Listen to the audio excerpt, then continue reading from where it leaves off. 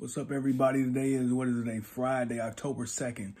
We're going to briefly talk about, obviously, the president, his situation, but most importantly, stimulus.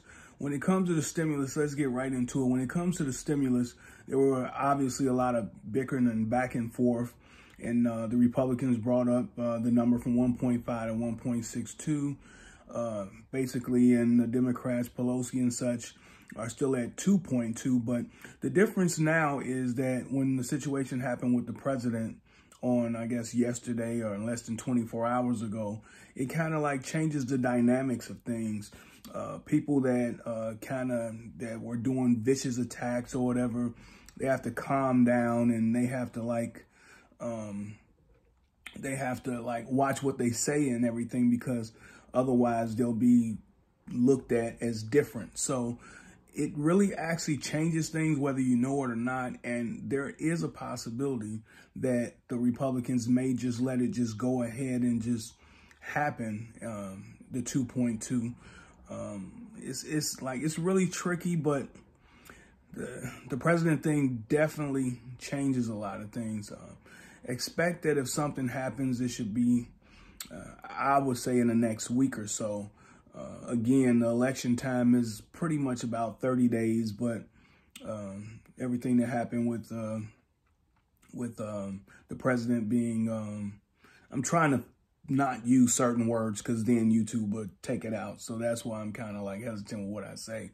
But the president being evaluated and coming up with the diagnosis of what he has, how about that? Then it changes demographics. The EIDL had $50 billion in the EIDL. And from my understanding, it still had like another $40 billion, totaling up $90 billion. It seemed like that there was a second part in there about the EIDL, about 40. If the stimulus, not if the stimulus happened. The stimulus is going to happen because the stimulus is a package. Most of the American people focus on the $1,200 because the $1,200 is such a broad range of people.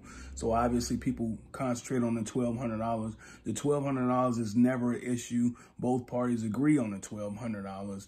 Unemployment is a difference. At first it was $450. Now the Republicans set it back to $400. And I don't know if that's an increase after the 5-week time, because originally, let me slow down, it was $450 for 8 weeks and then $600 at an additional 5 weeks. So now the Republicans set it back to $400. And I can't distinguish right now at the moment if the $400 increases or if it stays $400.